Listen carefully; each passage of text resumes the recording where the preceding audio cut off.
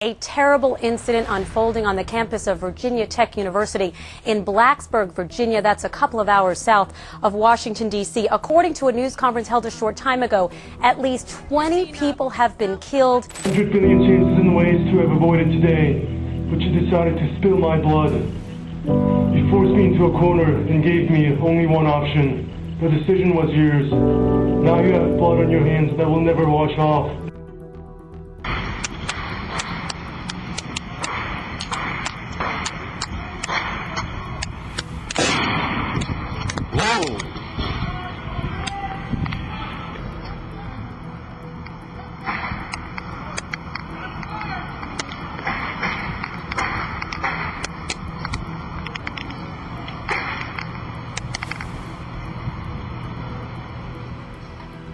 He was a student who struggled to speak in social situations.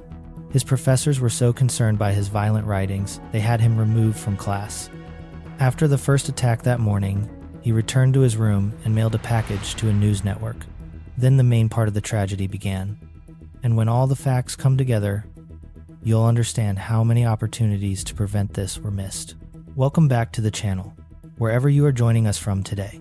By subscribing, you support our ongoing search for justice and truth. Let's chat below. Do you prefer tea or coffee?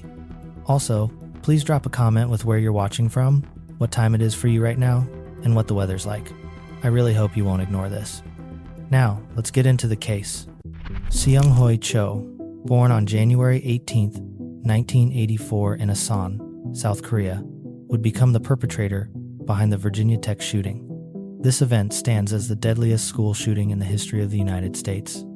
On that terrible day, April 16, 2007, Cho took the lives of 32 people and wounded 17 others at Virginia Tech in Blacksburg, Virginia, using 2 semi-automatic pistols.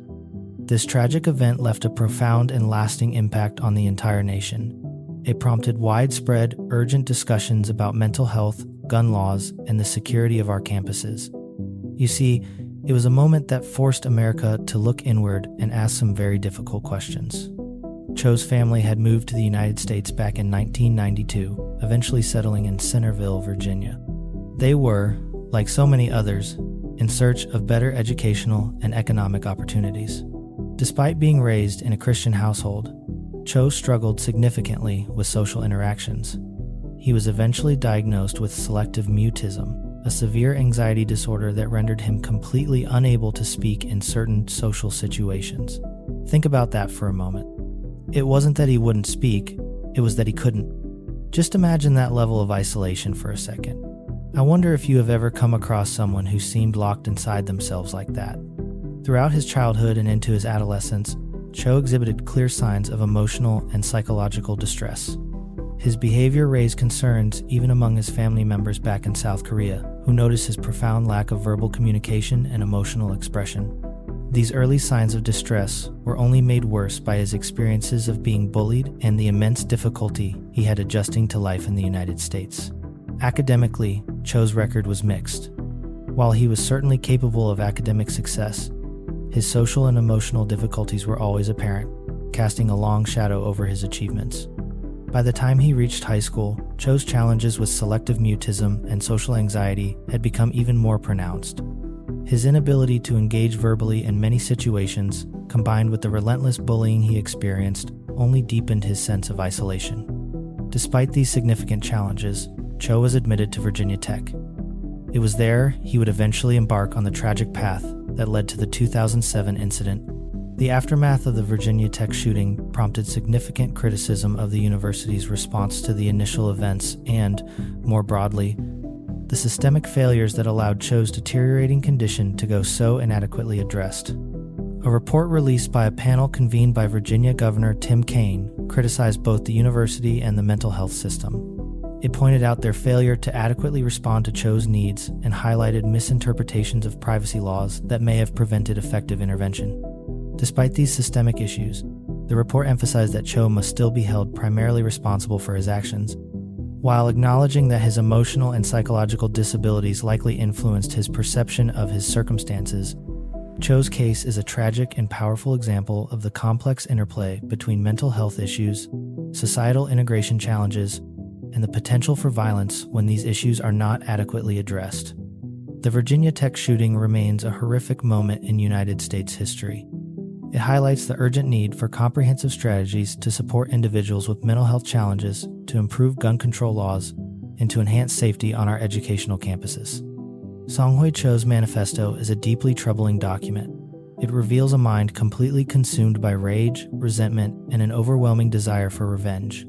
The text is filled with violent, aggressive language and a pervasive sense of victimization.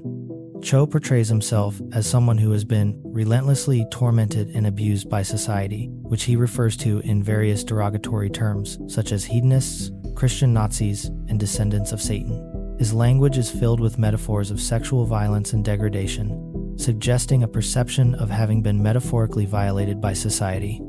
He speaks of being violated, vandalized, and having his soul tortured by the actions and indifference of others.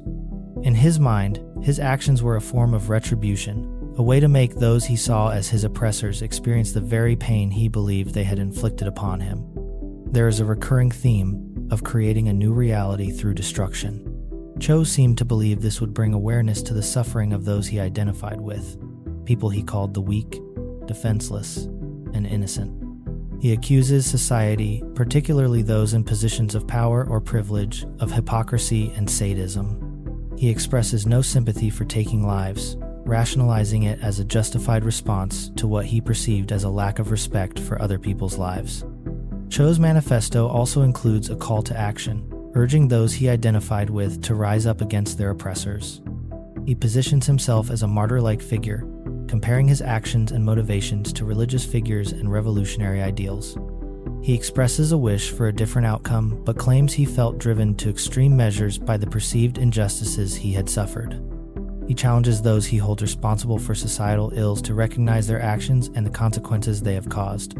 He even suggests that they should feel compelled to take their own lives out of guilt for the suffering they have inflicted. Cho aligns himself with others who have suffered similar fates, calling them his brothers and sisters and urging them to join his cause. The manifesto culminates in a final condemnation of those he despises and an assertion of his identity as an anti-terrorist of America, suggesting a completely warped perception of his actions as some form of anti-terrorism. He concludes with a rhetorical question, asking if those responsible for his perceived suffering are satisfied with the outcome of their actions. Song-Hui Cho's deep fixation on the Columbine High School massacre reflects a disturbing phenomenon. It's one where individuals predisposed to violence develop an intense preoccupation with past mass killings. Cho's identification with the Columbine perpetrators, Eric Harris and Dylan Klebold, was evident in his own experiences of bullying and social alienation. It mirrored the isolation and resentment reported about Harris and Klebold. This identification likely fostered a sense of empathy with their violent retaliation against what they perceived as societal injustices. It offered Cho a distorted form of validation and, tragically, a template for his own actions. The role of media coverage in glorifying the Columbine massacre cannot be understated in its impact on Cho. The infamy that Harris and Klebold achieved posthumously may have appealed to Cho's desire for recognition, providing him with a roadmap to achieve a similar, terrible notoriety. This exposure illustrates the potential dangers of sensationalizing perpetrators and underscores the critical need for responsible media practices. Cho's mental health issues, including his selective mutism and diagnosed anxiety disorders, only exacerbated his fixation on Columbine. These conditions likely heightened his feelings of isolation and his communication difficulties, making the violence executed by Harris and Klebold appear as an attractive, albeit horrific, means to articulate his distress. Cho's explicit desire to repeat Columbine, a clear and chilling warning sign, was observed but inadequately addressed by those around him. This highlights a catastrophic failure in the educational and mental health support systems to prevent the tragedy. Cho's obsession with Columbine underlines the absolute necessity of understanding the complex psychological, social, and cultural factors that drive individuals toward a fixation on previous acts of violence. It emphasizes the importance of proactive mental health support, effective intervention strategies, and responsible media coverage to prevent future tragedies.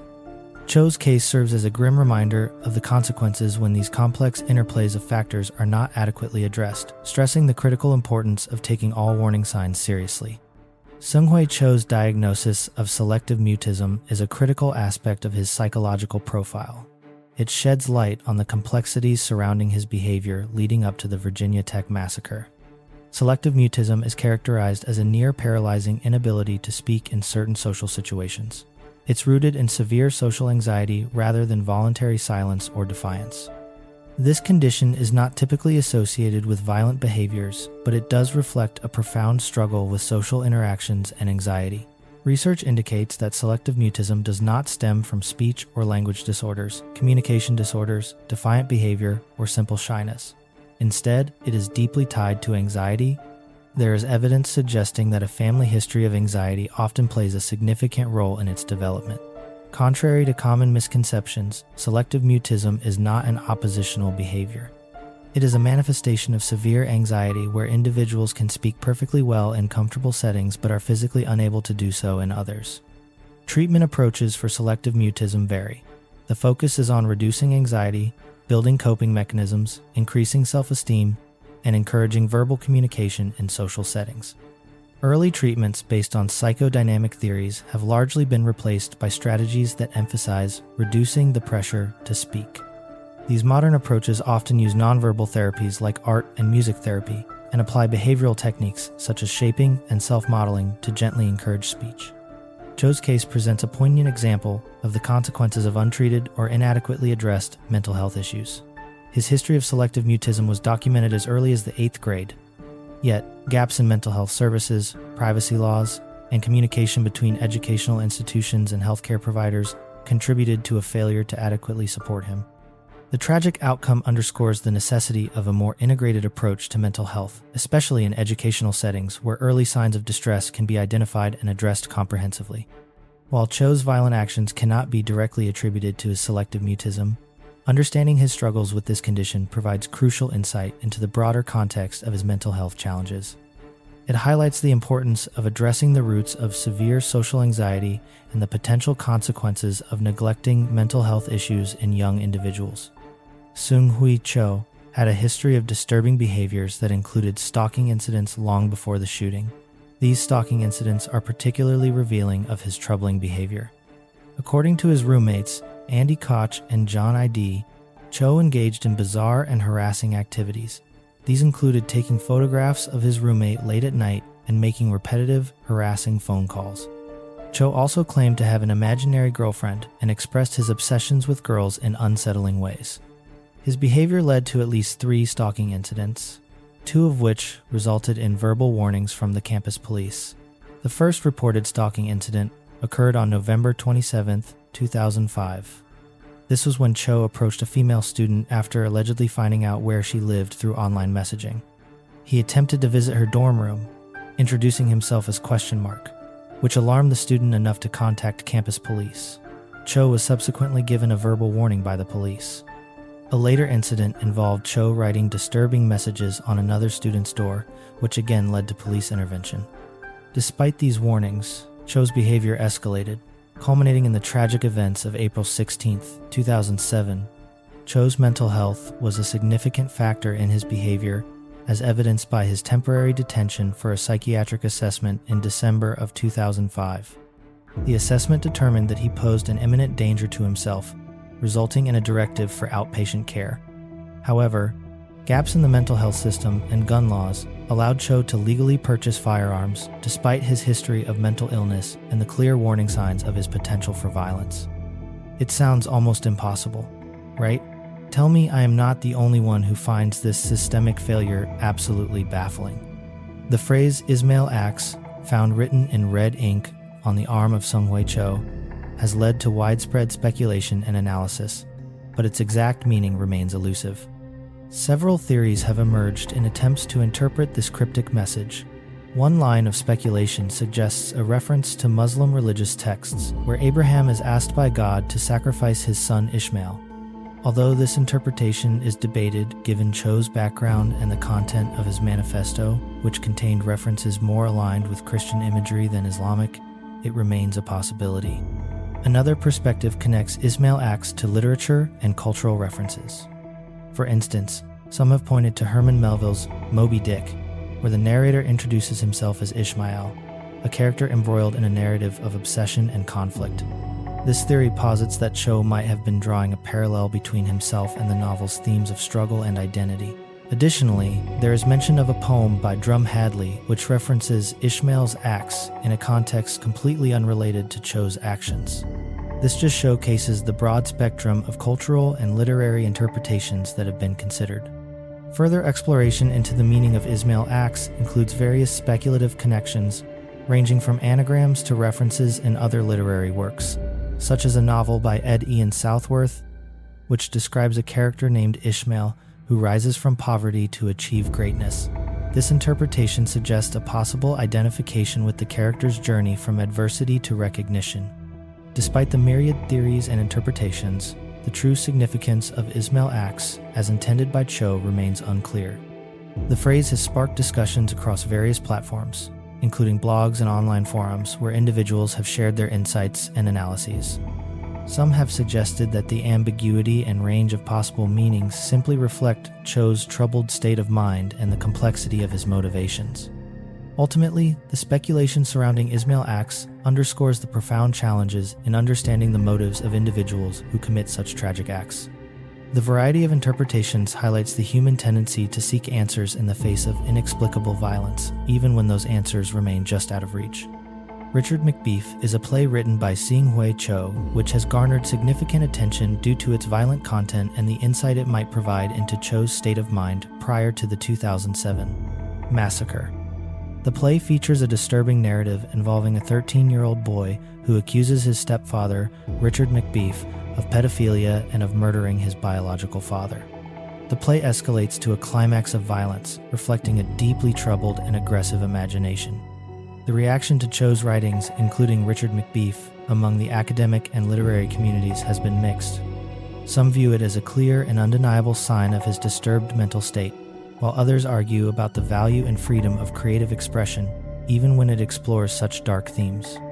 There is a consensus, however, that while creative writing can serve as a valuable outlet for exploring human experiences, Cho's work stood out for its shocking lack of literary merit and its obsessive focus on violence.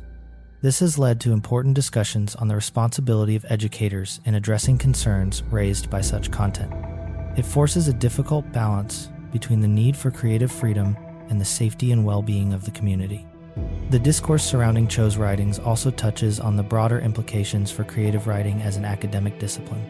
Professors and educators have been prompted to reflect on their roles not just as instructors, but also as potential identifiers of students in distress. This includes contemplating whether there should be a more systematic approach to evaluating students' mental health based on their creative outputs. The challenge, of course, lies in distinguishing between genuine expressions of creative exploration and potential red flags signaling deeper, more dangerous issues.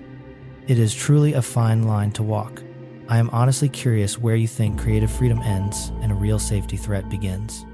In the aftermath of the tragic Virginia Tech shooting in 2007, Sun Kyung Cho, the sister of the shooter, Seung-Hui Cho, issued a heartfelt apology on behalf of her family. Through various statements released to the media, the Cho family expressed their profound sorrow and confusion over the events that unfolded. Sun Kyung, a 2004 Princeton University graduate, conveyed the family's devastation. She stated they were living a nightmare and could never have envisioned Seung-Hui being capable of such violence. The family described themselves as close, peaceful, and loving, emphasizing that Seung-Hui was quiet and reserved but always struggled to fit in. They expressed their deepest apologies for the pain and loss caused by his unspeakable actions, acknowledging the significant grief and loss experienced by the victims' families and the broader community. The family's statements included prayers for the victims and their families, highlighting the immense talent, love, and potential that were so tragically cut short. Sun Kyung's messages also touched on the family's own sense of loss and bewilderment. She indicated that they too were grappling with the shock and disbelief at the actions of someone they thought they knew. The Cho family emphasized their willingness to cooperate with authorities to understand the motives behind the actions, while also expressing their own quest for answers to so many unanswered questions. These statements were issued during a period of national mourning, reflecting the widespread impact of the tragedy on the nation and beyond, with the family underlining their solidarity with all who were mourning. The public response to these apologies was mixed. Some expressed sympathy for the family's plight, recognizing that they too were victims of a horrendous act. Others, however, focused on the need for accountability and a deeper understanding of the factors that led to the tragedy. The Cho family's statements were part of a broader conversation about mental health, gun control, and campus security that emerged in the wake of the Virginia Tech shooting. It's a dialogue that continues to evolve in efforts to prevent such tragedies in the future. The reports indicate that Seung-Hui Cho wore a bulletproof vest during the attack on April 16, 2007. This detail is mentioned in the timeline of events, confirming that news stations confirmed Cho's use of a bulletproof vest later in the evening on the day of the shooting. The inclusion of a bulletproof vest in Cho's attire suggests a deeply premeditated aspect to his actions. It indicates he had prepared for the possibility of a confrontation with law enforcement or any form of armed intervention. This detail adds to the understanding of the tragic event, highlighting the calculated and cold approach taken by Cho in carrying out the attacks. Seung-Hui Cho's interactions and behavior leading up to the Virginia Tech massacre reveal a complex and troubled individual who struggled immensely with social connections and authority. One incident that sheds a particularly harsh light on his difficulties with social interactions involved him hiring an escort, Chastity Fry, just weeks before the massacre. Fry described Cho as a dorky and timid individual who became pushy after she rejected his sexual advances.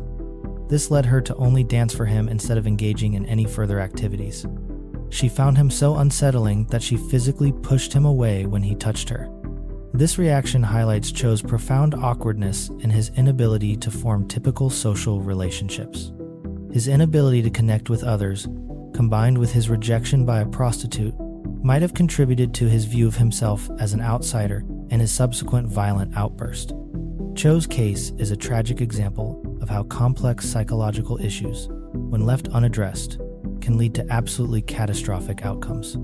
Carl Thornhill was initially considered a person of interest in the early stages of the investigation into the Virginia Tech shootings. This was due to his relationship with Emily Hilscher, one of the first victims on the morning of the incident. Before the full extent of the tragedy was known, Thornhill was identified based on information provided by Hilscher's roommate. She mentioned that Hilscher had spent the weekend with him and that he was known to be an avid gun user. This, combined with the domestic nature of the initial shootings, led the police to focus on Thornhill under the theory that the incident might have been a domestic dispute gone horribly awry. Thornhill, a student at nearby Radford University, was stopped by the police around 9:24 in the morning, just off campus. The police conducted a field test for residue as part of their questioning. However, this line of inquiry was quickly redirected as the true scale of Cho's actions became apparent. Further shootings occurred at Norris Hall, shifting the focus away from Thornhill and towards understanding Cho's movements and motives on the day of the massacre. The early focus on Thornhill reflects the initial confusion and the desperate attempt to make sense of the shootings as information was still emerging. It underscores the immense challenges law enforcement faced in piecing together Cho's actions and motives in the immediate aftermath. The incident also highlights the complexities of responding to such a tragedy, where early assumptions can be quickly and tragically overtaken by events as they unfold. Seung-Hui Cho's writings and behaviors during his time as a student at Virginia Tech were notable for their disturbing content and the troubling indications of his mental state. Cho, a senior-level undergraduate student majoring in English, submitted writings for his class assignments that contained graphic references to violence. These were a significant cause for concern among his professors and classmates. These writings, along with other abnormal behaviors, signaled potential warning signs long before the tragic events of the Virginia Tech shooting unfolded. The timeline and actions of Seung-Hui Cho on the day of the Virginia Tech shooting reveal a meticulously planned attack that was executed in two separate horrifying events. Initially, Cho attacked a dormitory early in the morning, resulting in 2 fatalities. Following this initial attack, there was a significant gap in time before Cho commenced the second and more deadly phase of his rampage at Norris Hall. What Cho did between these 2 events has been a subject of intense scrutiny. After the dormitory shootings, Cho returned to his own dorm room. There, he changed his clothes, physically removed the hard drive from his computer, and mailed a package to NBC News. This package, which was received 2 days later, contained his manifesto, photographs of Cho holding weapons, and a DVD with videos in which he expressed his grievances and intentions. The second phase of the attack began at approximately 9:40 in the morning, when Cho entered Norris Hall. Having chained the doors shut to prevent escape or intervention, he then proceeded to target dozens of students and faculty members over the course of approximately 9 minutes. Moving through several classrooms and hallways, Cho fired more than 170 rounds. He took 30 more lives before ultimately taking his own life as police breached the building. The period between the two shooting events highlights a missed opportunity for intervention that could potentially have prevented the second, more devastating phase of the attack. The delay in identifying the threat and securing the campus allowed Cho to prepare and execute his plan with tragic efficiency. Thinking about those 2 lost hours is just chilling. I wonder what single decision made during that window could have changed everything. In the aftermath, this timeline and the actions of both Cho and the university were analyzed in detail to understand how future tragedies might be prevented and to improve response strategies for law enforcement and educational institutions. The notion that Seung-Hui Cho might have had a crush on Emily Hilscher, one of his first victims in the Virginia Tech massacre, is a subject of speculation but lacks concrete evidence. Some reports, like one from the London Evening Standard, suggest that detectives believed Cho was obsessed with the 18-year-old student, Emily Hilscher, and was potentially motivated by jealousy. This reporting indicates that Cho might have been jealous of Emily's boyfriend, and that this jealousy could have played a role in the tragedy. Cho's actions, including the taking of Hilscher's life and that of another student who tried to intervene, as well as the subsequent massacre, have led to various interpretations of his motives, which remain complex and multifaceted. Despite these speculative connections between Cho and Hilscher, it is important to note that no evidence suggests a close relationship existed between them prior to the tragedy. Indeed, the American Prospect criticizes the rush to frame Hilscher as having a direct, provocative role in Cho's actions. It emphasizes the lack of any real relationship between Cho and Hilscher and points out the broader issues of Cho's mental health and profound social isolation. The case of Seung-Hui Cho includes the intriguing and frustrating detail of his destroyed hard drive. After the initial killings of Emily Hilscher and Ryan Clark, Cho returned to his dormitory, changed his clothes, and took significant steps to cover his digital tracks. He deleted emails, erased his university computer account, and most notably, he physically removed the hard drive from his computer. This hard drive, along with Cho's cell phone, was never recovered. The destruction and subsequent disappearance of the hard drive have led to much speculation about Cho's motives. Did it contain information that could have provided crucial insight into his actions or his state of mind prior to the massacre? We may never know. The inability to recover the hard drive has left a significant gap in understanding Cho's motivations and his planning process.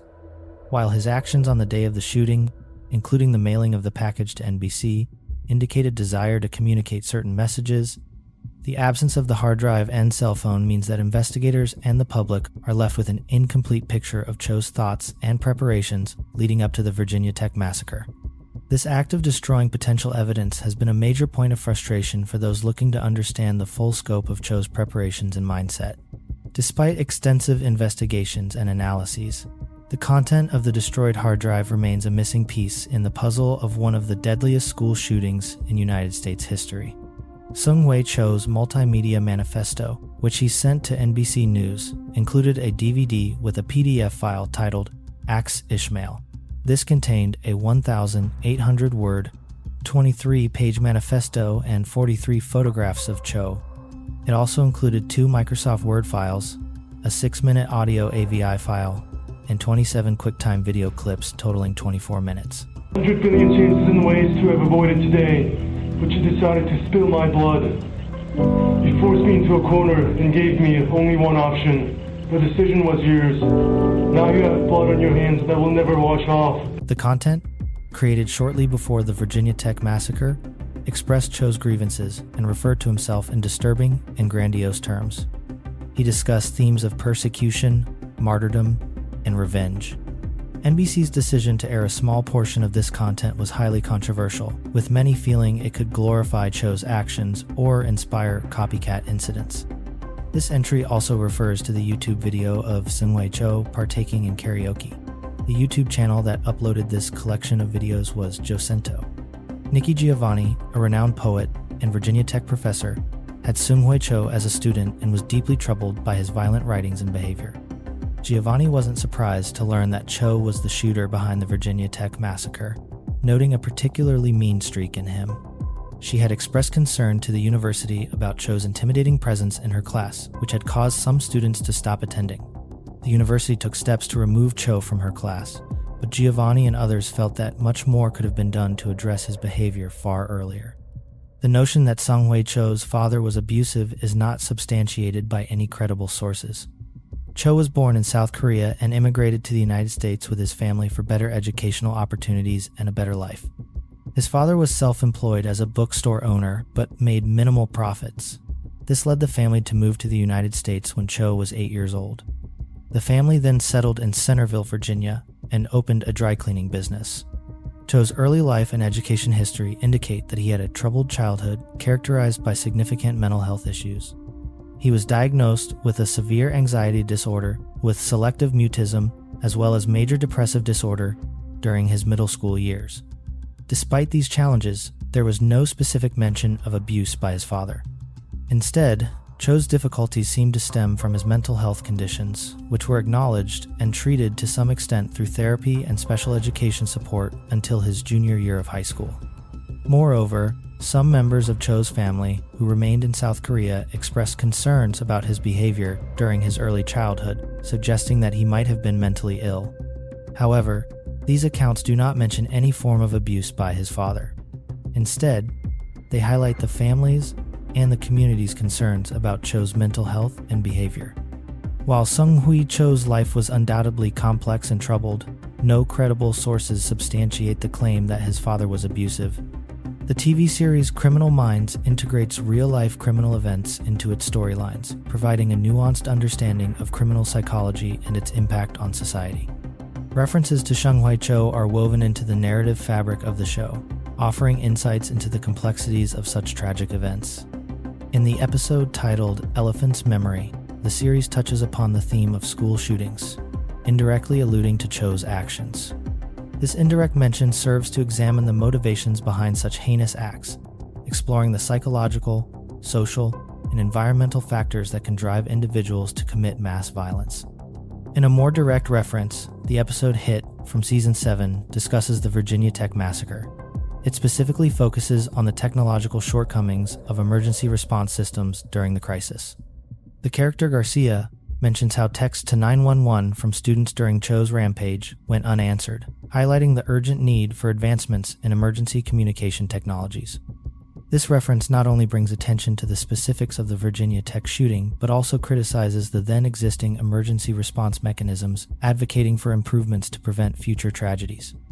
Additionally, the Criminal Minds novels, which are extensions of the show's universe, also mention Cho.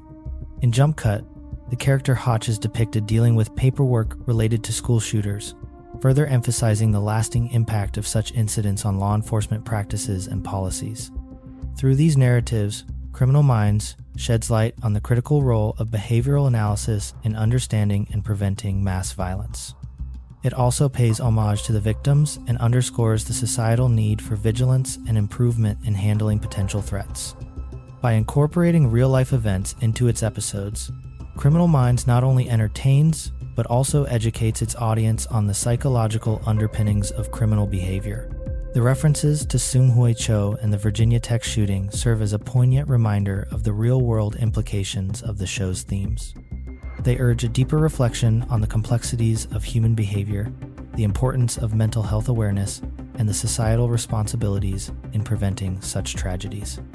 Through its exploration of these dark facets of human psychology, the show contributes to the broader dialogue on addressing and mitigating the factors that lead to mass violence. The 911 call from room 211 during the Virginia Tech shooting, made by Colin Goddard, a 21-year-old international studies major, is a harrowing account of the terror experienced by the students and professor inside the classroom as Sung-Hui Cho carried out his attack. The call from room 211 provides a minute-by-minute account of the tragedy unfolding inside Norris Hall. It began with the sounds of gunfire as Goddard described the scene to the dispatcher, followed by desperate attempts to barricade the door with desks. Despite these efforts, Cho was able to shoot through the door, killing and injuring several people inside. The call captures the sounds of gunfire, the efforts of the students and professor to protect themselves, and their communication with the dispatcher. The call ends with the police arriving and the confirmation that Cho had taken his own life. The 911 call from room 211, though considered too graphic for public release, serves as a chilling reminder of the terror experienced by those at Virginia Tech that day. The detailed account from the Lost Media Wiki underscores the panic, bravery, and quick thinking of those caught in the classroom with Cho, as well as the critical role of emergency responders in such crises. Clay Violand, a Virginia Tech junior at the time, was in his French class during the Virginia Tech shooting when Seung-Hui Cho entered and began firing. Despite the chaos and tragedy, with 11 of his 22 classmates and their professor losing their lives, Violand miraculously survived without being shot. This was despite Cho's repeated re-entries to the classroom to shoot again. Violand recalls the harrowing experience, emphasizing the shock and the instinct to play dead in the desperate hopes of survival. The analysis of fan art dedicated to Seung-Hui Cho reveals a complex and often disturbing fascination with the individual and his actions. On platforms like DeviantArt, artists have created works that depict Cho in various ways, reflecting a range of interpretations and reactions to his crimes. One artist, Latouf II, published a piece on DeviantArt shortly after the shooting in April 2007, which has garnered attention and mixed reactions from the community. This artwork appears to present Cho in a manner that provokes thought and discussion, albeit without clear context regarding the artist's intentions or the message being conveyed. Another artist, Hedgehog Art, has created multiple pieces related to Cho, including recreations of the photos Cho sent to NBC before the shooting. These works were described by the artist as attempts to capture the images Cho wanted to present to the world, albeit with an acknowledgement of the potential controversy and sensitivity surrounding the subject matter. The artist's descriptions and the community's reactions reflect a mix of fascination, horror, and sometimes an uncomfortable humor in grappling with the tragedy. The presence of this fan art and the community's engagement with it underscore a broader cultural and psychological attempt to understand and process mass violence. The creation and consumption of such art raise difficult questions about the boundaries of artistic expression, the glorification of perpetrators, and the search for meaning in acts of incomprehensible violence.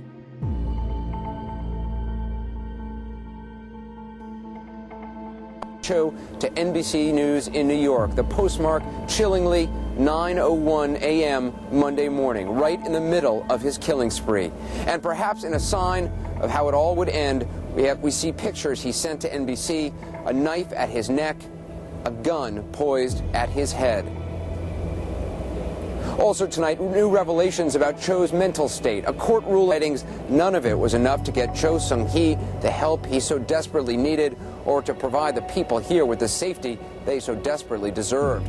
We'll look at why not in the program tonight, and at all the missed signals over the years.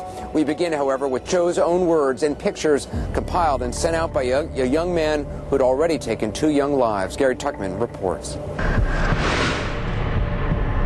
Cho Seung-Hui is dead, but he has now spoken as if from the grave.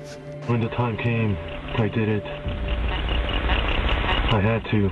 It's now evident this bloodshed was elaborately planned. A package was sent by the gunman to NBC's headquarters in New York the day of the mayhem.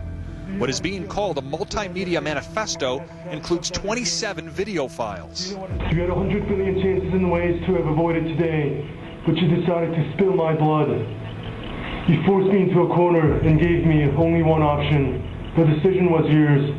Now you have blood on your hands that will never wash off. The package is not addressed to anyone particular, but is full of venom and hatred from a man who believes the world has done him wrong.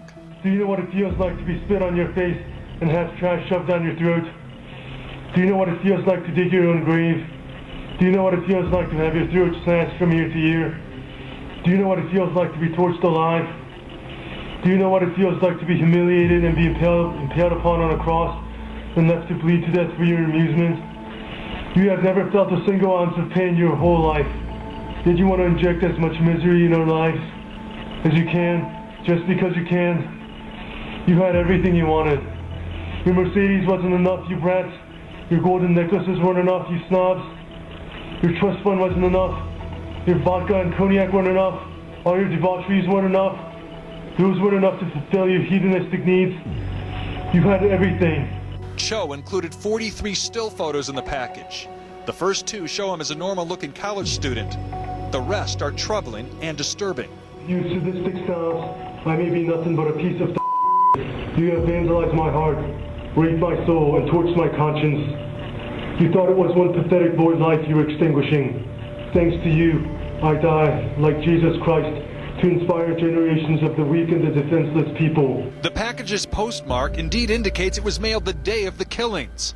In fact, the 9:01 a.m. time that is written shows he mailed it between the two murder sprees at the dorm and at the classroom building. You just loved crucifying me. You loved inducing cancer in my head, terrorizing my heart, and raping my soul all this time. And in the package, a chilling note. He praises the, quote, martyrs like Eric and Dylan, a reference to the Columbine high school killers. It's evident that this man, who has single-handedly ruined so many lives, considers himself a martyr too. I didn't have to do this. I could have left.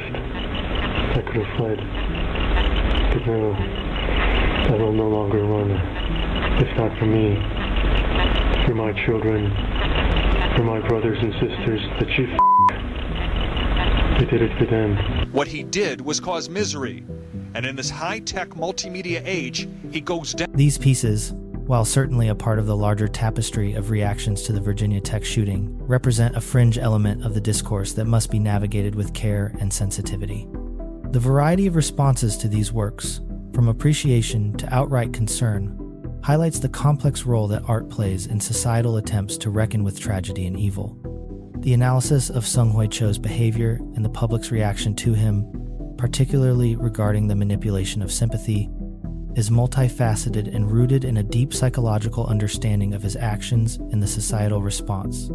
Cho's interactions with his family, peers, and faculty at Virginia Tech presented him as a fragile, solitary, and silent individual, which often garnered sympathy from those around him. This perception of vulnerability and isolation led to various attempts to help and encourage him. The use of social development theory provides a broader context for understanding Cho's actions and the subsequent reactions of the public.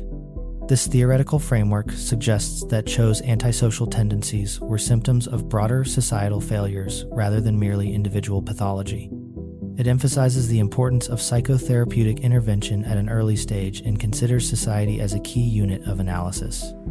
It argues that societal changes are necessary to address the issues confronting individuals like Cho.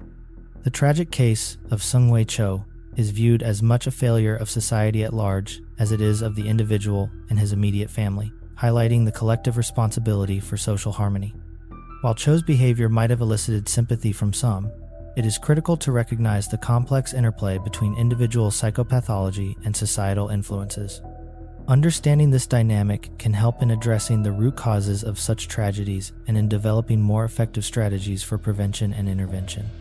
Cho's interaction with social media or the creation of digital content prior to the shooting provides a grim reflection on how the internet and social media platforms can be used by individuals to express their disturbed thoughts and intentions. Cho mailed a package to NBC News in New York City before his attack. This package included a manifesto, photographs of him holding various weapons, and a DVD featuring short videos of himself. This act of sending media content to a news outlet highlights a premeditated intention to share his thoughts and image on a broader scale, leveraging the media's reach to amplify his message. The broader discussion around social media's impact on such individuals suggests a complex relationship between digital platforms and the individuals who use them for nefarious purposes. The digital age allows for a more open book of an individual's thoughts and intentions through blogs, news feeds, and other forms of digital expression. This presents a challenge in identifying and preventing potential threats. This environment creates a space where personal grievances and disturbed thoughts can be amplified, potentially influencing others or seeking validation for harmful actions. While Cho's direct interactions with social media are not extensively documented, the use of media to broadcast his manifesto and videos to a national audience underscores the challenges and dangers of digital platforms in the context of mass violence.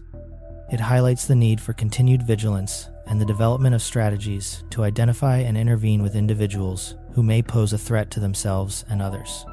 The analysis of the relationship between Seung-Hui Cho and the movie Old Boy reveals a complex interplay between popular culture and the actions of individuals with deeply troubled psyches. Old Boy, a South Korean film directed by Chan Wook Park, is about a man who is mysteriously imprisoned for 15 years. Upon his escape, he seeks vengeance against his captor, using a hammer as his weapon in a notable scene.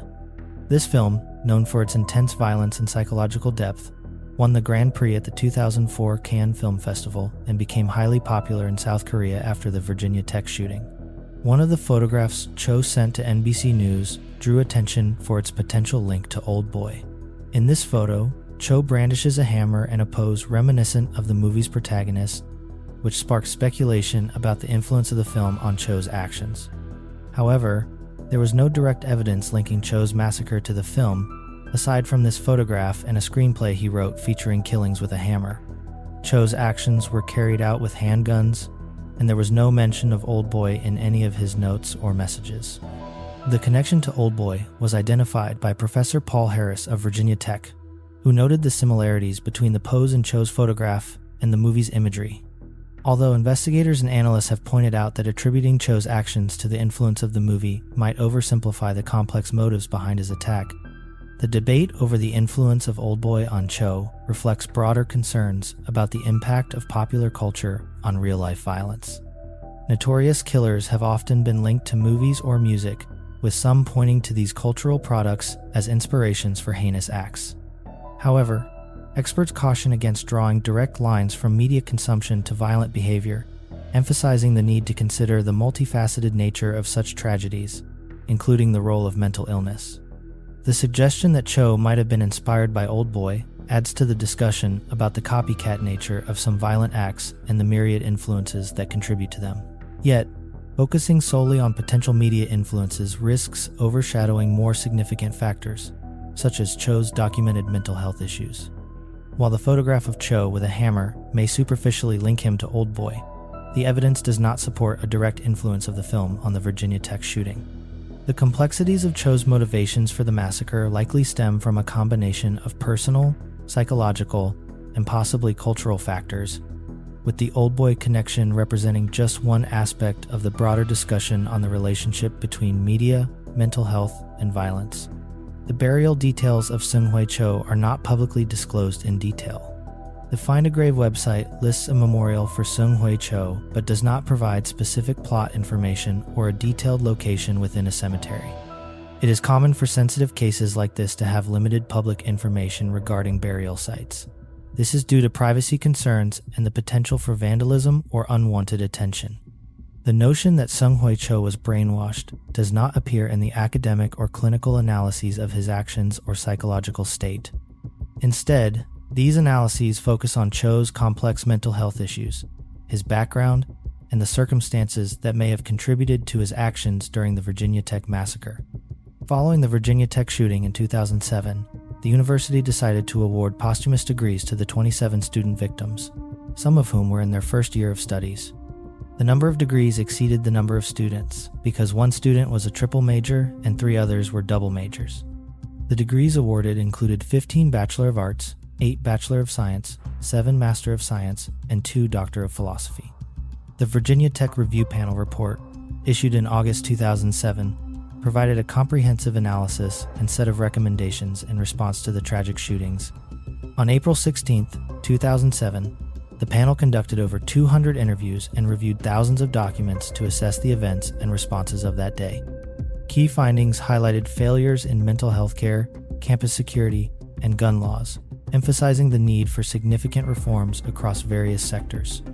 The report criticized Virginia Tech's delay in issuing a campus-wide alert and the police's initial focus on a domestic incident theory, which diverted attention from the broader threat. It also pointed out deficiencies in mental health services and the inadequacy of Virginia's mental health laws. The panel recommended improvements in the mental health system, including better information sharing to identify individuals at risk of harming themselves or others, but notably did not focus heavily on gun control. Following the report, Virginia implemented a majority of the panel's 91 safety recommendations. A review found that 74 proposals were fully or partially implemented, with 13 requiring action at other governmental levels. Notably, one recommendation, having campus police train for active shooter scenarios, was not mandated but has become standard practice in the state. These reforms focused on mental health, emergency response, and campus security, reflecting a broad approach to preventing similar tragedies. Despite these efforts, the aftermath of the Virginia Tech shooting continued to reveal systemic issues and prompted ongoing debates about campus safety, mental health care, and gun control. The state's response, including the implementation of the panel's recommendations, indicates a commitment to addressing these complex challenges, though challenges remain in fully realizing these goals. The Virginia Tech shooting led to significant policy changes and discussions on gun control, mental health services, and campus safety across the United States. In the states following the tragedy, there was an immediate push to address the loopholes in the gun purchase system and to enhance mental health services. The incident exposed critical gaps in the National Instant Criminal Background Check system, particularly with regard to the reporting of mental health records. Cho had been adjudicated as mentally unsound, yet he was able to purchase firearms due to inadequate reporting to the NICS. In response, the NICS Improvement Amendments Act of 2007 was enacted. It aimed to improve the accuracy and completeness of the database used for background checks on gun purchasers. This legislation marked the first major federal gun control measure in the United States since 1994. The Virginia Tech Review Panel, established by Governor Tim Kaine, conducted a thorough investigation into the events and the existing policies at the time. Their findings highlighted several areas for improvement, including the need for better mental health services and the importance of communication and campus security being on high alert during such incidents. The panel's recommendations led to significant policy changes, especially in Virginia's mental health laws and services, to ensure individuals with mental health issues receive the necessary support and services. Moreover, the tragedy at Virginia Tech spurred nationwide discussions on the responsibility of college administrations, the interpretation of privacy laws, and the ethics of journalism. In the context of such incidents, it became a pivotal moment that prompted educational institutions across the country to reevaluate their emergency response protocols and mental health support systems. In the years following the Virginia Tech shooting, these policy changes and discussions have continued to influence how mental health and gun control are addressed in the United States. The tragedy remains a somber reminder of the importance of comprehensive policies and systems to prevent such incidents in the future.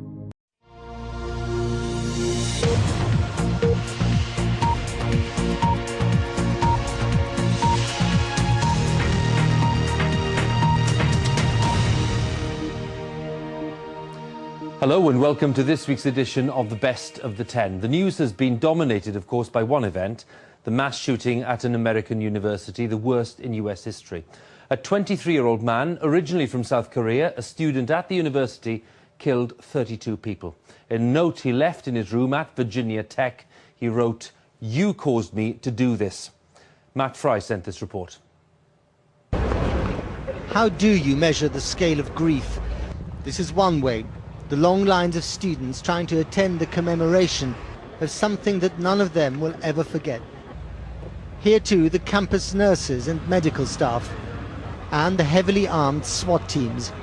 Reassuring today, perhaps, but yesterday unable to stop the carnage.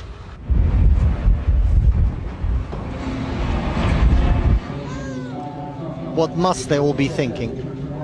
Normally this place resonates to the sound of cheers for the university football team. But this is, of course, a rather different occasion. And remember, this is just the overflow area for the memorial service taking place down the road in the basketball stadium. Thousands of students united in grief and in comprehension for a crime that no one here thought could actually happen. George Bush was here too. A timely response from a man who on occasions like this is expected to become the nation's mourner-in-chief. This is a day of mourning for the Virginia Tech community, and it is a day of sadness for our entire nation. We've come to express our sympathy. In a nearby hall where the campus has been turned into a camp for the world's media, some of the most pressing questions were being answered. First and foremost, the identity of the gunman. That person is Cho Sung-hui. He was a 23-year-old South Korean here in the U.S. as a resident alien. The Norris Hall, where 31 innocent civilians were gunned down in Cho Sung-hui's inexplicable rampage. Now America's most notorious crime scene. Broken windows where students try to escape, and an inkling from the suicide note why he did it. An English student and a loner who blamed the world for his sadness. His writings were so deranged that he was referred for counselling. The victims of the Monday morning massacre were a random selection of a community of learning. 20-year-old Ross Alamedine gunned down on his way to a French class. In the same class, Mary Reed, a Virginia local just 19 years old. 76-year-old Professor Liviu Librescu, a Romanian Jew. He survived the Holocaust, but not this. He saved the lives of students by blocking the doorway of his classroom. Biomechanics Professor Kevin Granata, one of America's top experts on cerebral palsy. Jamie Bishop, a foreign language teacher, apparently shot in front of his students. And Daniel Perez, 21 years old, from Peru, killed in a French class. Here's what we know about how yesterday's events unfolded. At 7:15, police were called to the West Ambler Johnston Hall. There, 2 students, Ryan Clark and Emily Hilscher, had been shot dead. It wasn't until 9:26, more than 2 hours later, that the university sent an email to all students. As classes went ahead, it said only that the university community is urged to be cautious. At 9:45, police were called to Norris Hall. There, 31 people lay dead. And as officers arrived at 9:55, the firing stopped. The gunman had killed himself with the last shot. In the cafes on campus, the students were, as ever, glued to the internet, tortured by the thought that the one email that could have saved lives was sent too late. Outside, we met Chris. He had been looking forward to graduation until yesterday. When I woke up this morning, I was hoping it was a nightmare, and I turned on the television and just started crying when I realized that it wasn't a nightmare, that it was actual reality. The student cadets are in full dress uniform. The sound of silence honors the dead. And in the hills of Virginia, a place of learning has been forced to confront actions that defy understanding. Matt Fry, BBC News, Blacksburg, Virginia. The autopsy report of Seung-Hui Cho is a document surrounded by strict confidentiality measures. It forms part of a broader collection of materials gathered by the Virginia Tech Review Panel, which was established to investigate the tragic events of April 2007. This collection, which includes Cho's educational and medical records, was made accessible to the panel under the strict condition that it would not be disclosed to third parties or the public. In compliance with Cho's family's wishes and Virginia's legal provisions on privacy, the materials are sealed and protected under Virginia law. Specifically, they are covered by the Virginia Government Data Collection and Dissemination Practices Act, the Virginia Public Records Act, and the Virginia Health Records Privacy Act. These laws enforce a 75-year restriction on the disclosure of such documents, emphasizing the sensitivity and privacy concerns associated with them. While the exact contents of the autopsy report and other related documents remain confidential and out of public reach, their existence underscores the thoroughness of the investigation carried out by the Virginia Tech Review Panel. The effort to understand Cho's background, his medical history, and the circumstances leading to the tragedy involved a detailed examination of his life. It extended far beyond the immediate events at Virginia Tech. This approach reflects the complexity of addressing mass shootings. It combines elements of criminal investigation, mental health assessment, and educational history to construct a comprehensive picture of the perpetrator. It also highlights the challenges faced by investigative bodies in balancing the public's right to know with the privacy rights of individuals and their families. 75 years of silence. It makes you pause and ask if protecting privacy should really outweigh the search for truth in cases like this, does it not? This story shows us that the most terrifying thing isn't just the crime itself, but the silent indifference of a system that ignores screaming red flags. Because when society turns a blind eye to obvious evil for the sake of bureaucracy or fake privacy, it opens the door for it with its own hands. And now write to us honestly. What outrages you more? The madness of Cho himself, or those fatal 2 hours of police inaction that cost dozens of students their lives?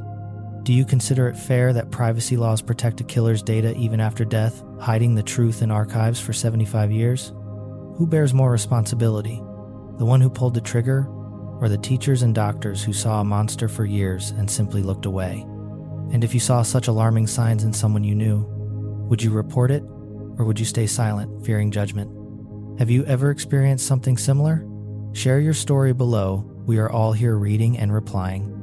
And if this story touched you, subscribe so you don't miss the next case, which will reveal even darker sides of human nature. May Emily Hilscher, Ryan Clark, and all 32 victims of this tragedy rest in peace. In the book of Proverbs it is written, "A prudent man foreseeth the evil, and hideth himself, but the simple pass on, and are punished." And this is a brutal truth. Take this story as a warning. Never ignore your intuition and the warning signs in people around you, because the price of your silence can be too high. And now look at the screen. You see the next videos we've prepared for you. Believe me, we worked just as hard on them. And if this case shocked you, the next one will surpass everything you've seen.